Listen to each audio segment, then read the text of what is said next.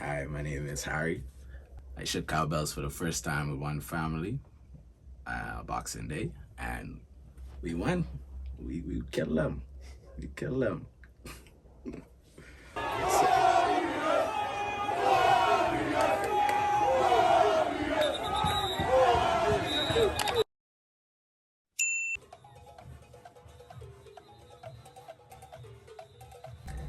As far back as I could remember, it was just a Munnings family tradition. We did Christmas gifts opened at night, and then all the cousins went down to Boxing Day Junkanoo. They watched the parade for as long as we could handle, and then everybody went back home and crashed at my house, and we argued over who won, who's the winner, who this, who that. That was just a memory of mine every year. That's what Christmas was. That's what Junkanoo was for me. But as I got older, I started to realize like how much I enjoyed it, and couldn't really come up with a good reason to like my other friends or people I knew abroad, like why I didn't do it. I could say this and I could say why this group is the best or why this the best instrument. I play piano, but I'm not involved in Junkanoo, and it was no good reason. So I think it was like 2019 when I started going to my first practices, and they were one family practices, and it was just more Junkanoo. That's kind of how I saw it. It was just more Junkanoo. I was loving it. I was there every time. And then I watched the actual parade, and the group was just as good. I practiced probably better. The costumes added to it, like it was a whole thing. I loved it. And then COVID hit, and we had no more. I think from the practices, I probably had made up my mind that I was gonna want to get involved. But with COVID and no practices or whatever, it kind of faded to the back of my mind over the years. But I was just thinking, like, when I get the chance, I'm gonna go all out. So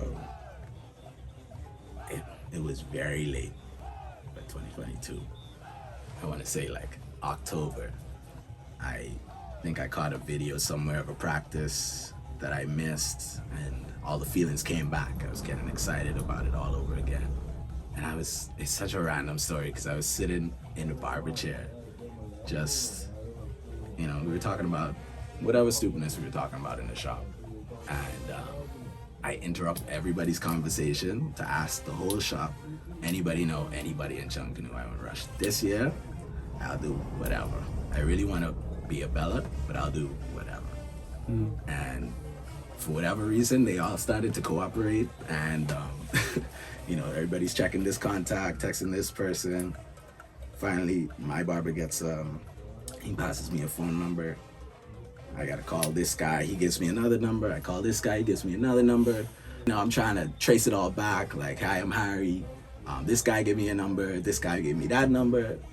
What do I do? And the last person's number I ended up with was Pablo, one of the other brothers. And, after messaging, I was like, I really want to join, what do I have to do? And he was like, you know what? Just come to Junkanoo practice. It's this Thursday. Bring your cowbells. I was like, solid. I'll be there. So the next day, I had to go buy cowbells because I didn't own them. I didn't know where to get them. I was all over Google trying to figure stuff out. Like nobody I knew where to get them. And then low key, because I knew it was late, I didn't really want to let Pablo know this was my first time. So I was like, you know what, I'm gonna get them, and I'm just gonna, I've seen Junkanoo, I know what it sounds like, I can keep rhythm, so I'll be okay. It's practice, and then, I'll figure it out, I'll be ready for Boxing Day. I found some at Junkanoo World. I didn't know that there were different kinds of cowbells. So I just asked for what everybody's using. They gave me these big buckets. It's like, sure. And then I was ready. I went to that Thursday practice, 8 o'clock, 8:30, and Pablo wasn't there. And I didn't know anybody else. And I was panicking, but I was trying to play it cool. So Then I see the drums start lining up. So, all right, that's fine. Bass start lining up. Okay. They start playing. They start going, rolling over. And then I start seeing the bellies come out. And they're ringing, but they're coming from like all over the parking lot. So I didn't know, like, I assume everybody knew each other, but I didn't know anybody. So it seemed like almost anybody was joining. So I'm standing there watching them. My cowbell's in the car. I'm kind of like whispering, like, Pablo, like, see if anybody looks. It was crazy. Eventually, I asked somebody who was at the front of like the first lap practice.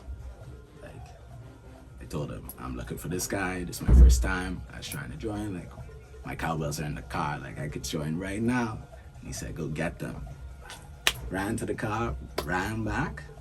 And I was so excited. I joined the back of the line.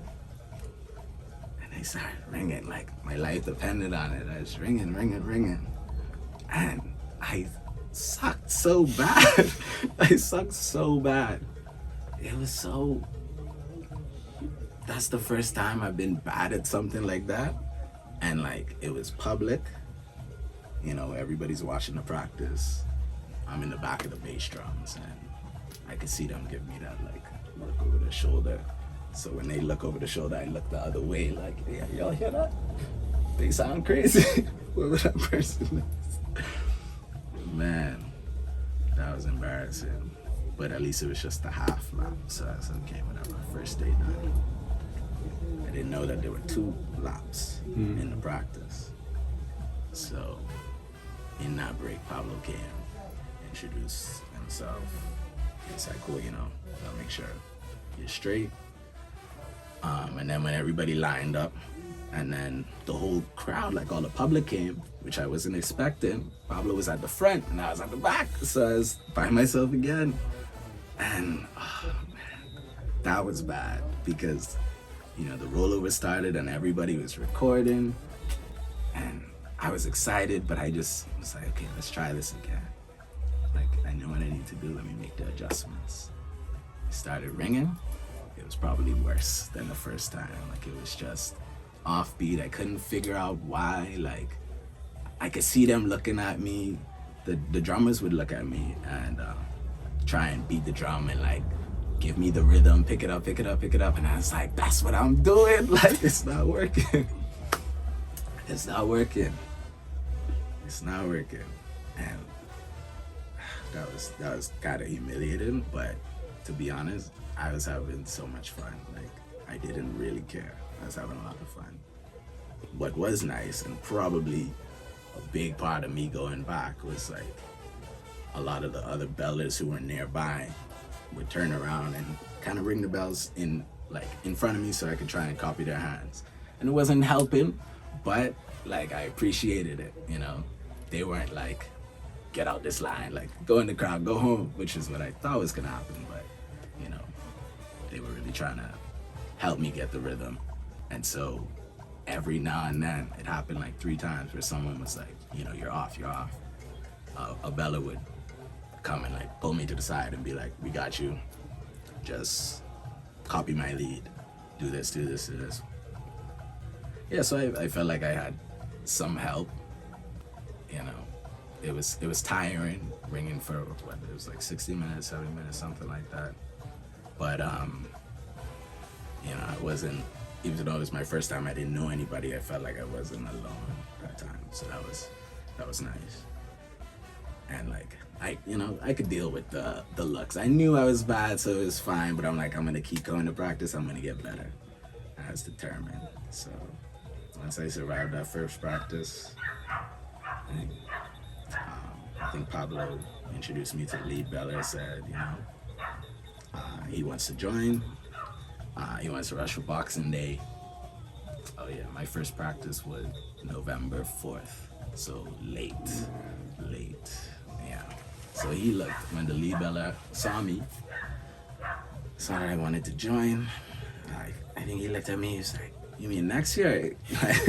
Next year? Yeah, so I was embarrassed, and I was like, I embarrassed myself for no reason, so I'm not even gonna get to rush, but I was like, you know what, that's fine. Like, I'm just gonna keep coming to practice after practice, and you know, in the back of my mind, I'm like, hopefully by the end, like, I'll be good enough to where they'd be like, you know, Harry, jump in this line. We need you out there. We need you. So I was just determined to keep coming and get better. And then at the end of the day, I was having fun. So that's kind of what I did.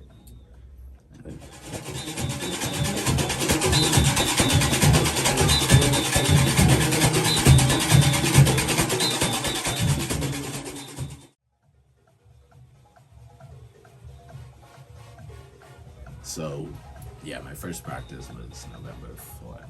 So I think in total, I probably got in 6 practices. So, with the first one being the first time I ever rang bells, the last practice was the 6th time I ever rang bells.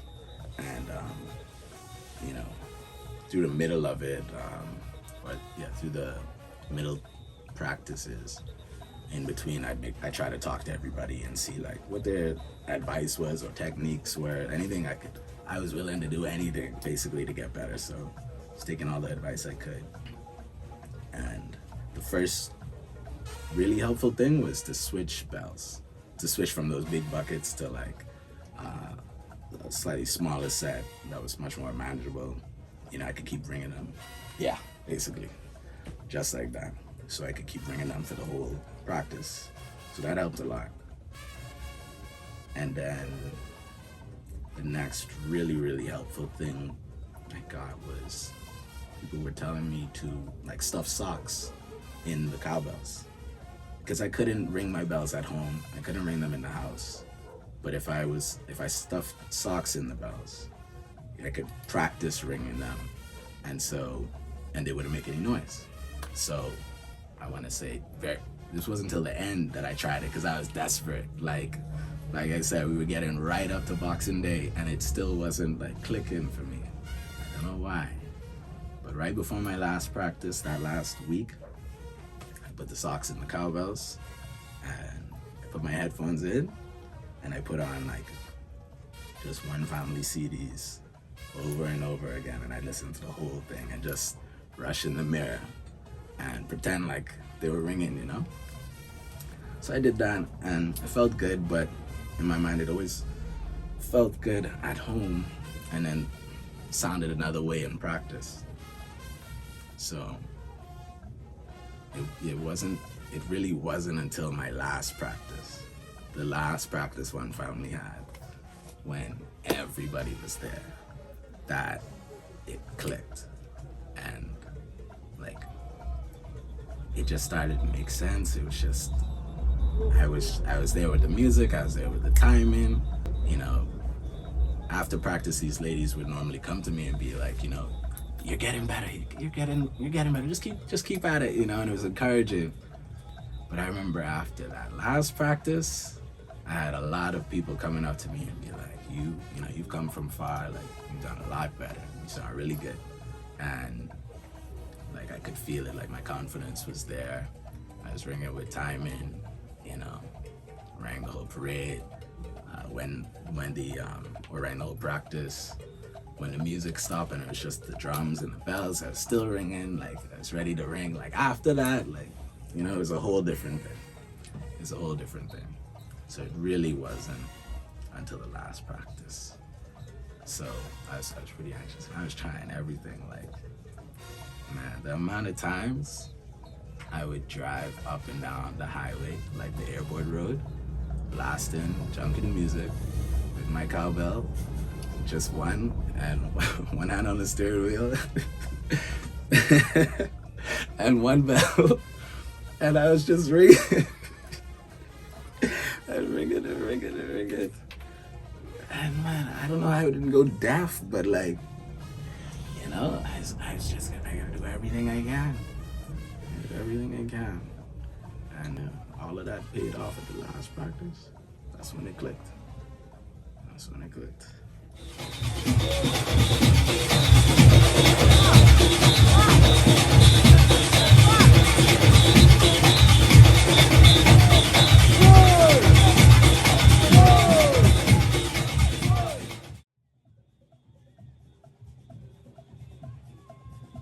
All right, well,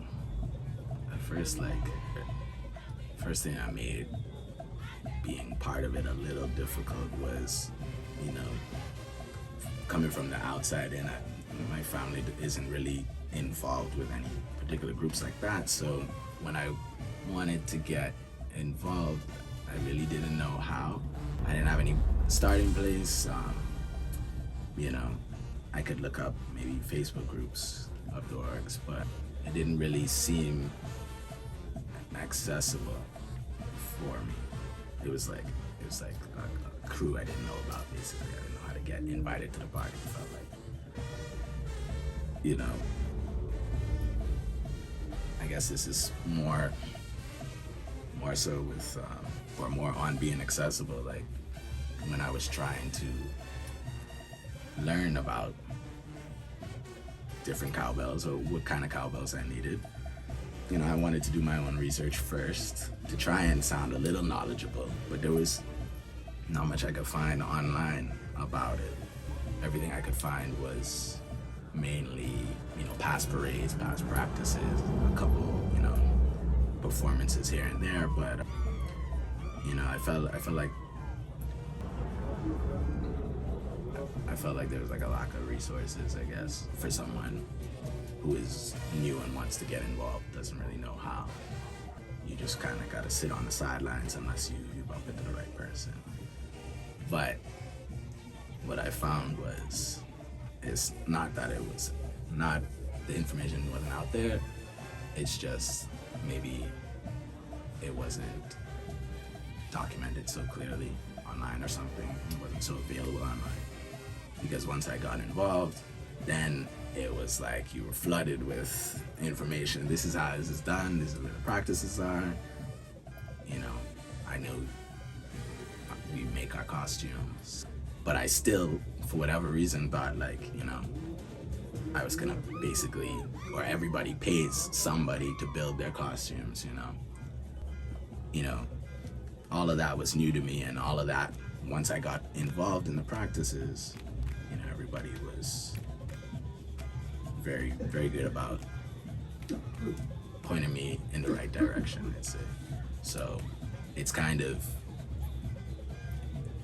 you know, it feels like maybe there's not a lot of information when you're out on the outside, but when you're on the inside, people really take care of you.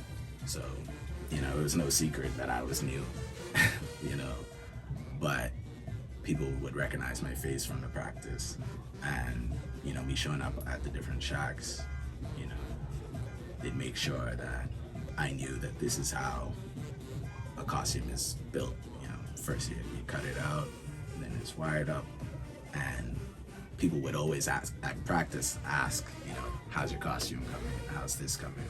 Do you have paper? Do you have decorations? This is where you need to go, this is where you need to go. So once I was on the inside, sorry, you know, it felt like I was part of a family for real, so that was a nice feeling.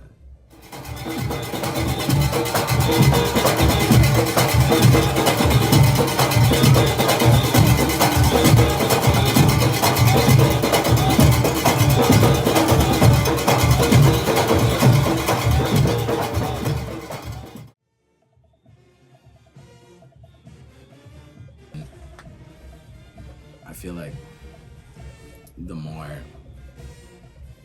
Junkanoo is documented, like stuff like this, like the behind the scenes practice, you know, you can't help but want to get involved. And so I think the first and most easiest step for Junkanoo to make is like more people will be involved in it. Probably the groups will get bigger. There's probably a lot of room for like growth with like the B groups, because, you know, there's a lot of attention on the A groups, but it's not so clear with the B groups, so maybe those could get a little more creative with like judging, participation, who knows. And that's just in the Bahamas, but like when more of this stuff, you know, blows up, like the one family, you know, Boxing Day Parade did with the Chris Brown song, you know, then you get more international exposure, and, you know, like we already took it to Dubai, so, you know, who knows where it could go next. You know, the sky's the limit kind of thing.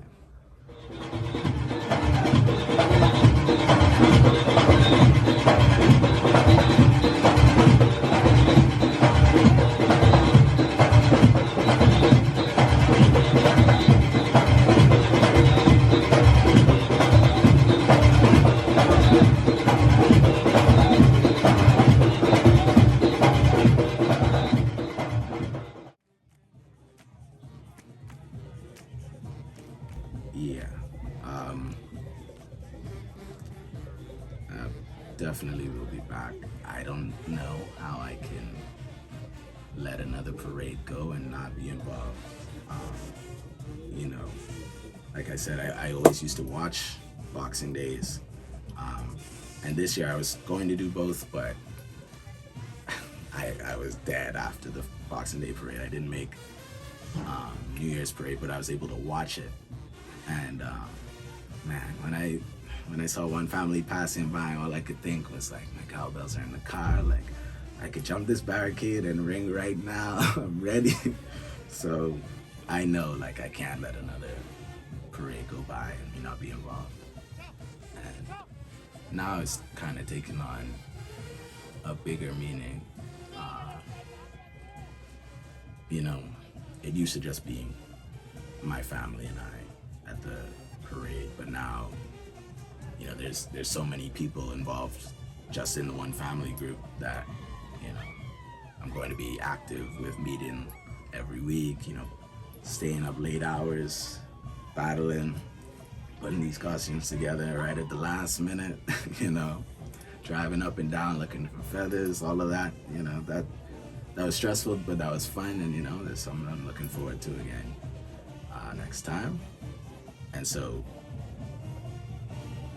I think it just changed the way I see the end of the year. Like, you know, I know all of December we're gonna be locked in, we're gonna be battling. I gotta cut off all of my Valley Boys family, my Saxons family. I can't talk to any of them. I'll be right here putting together my costume.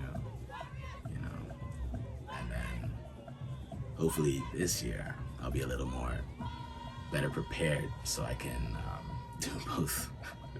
do both parades and have both costumes ready, you know, a little earlier. Last time I think I finished like right before we jumped in the truck to go down Bay Street, you know? So hopefully we get those together a little at a time. Yeah, this is definitely something I'm gonna be doing for life. I had way too much fun to stop now. It's just a different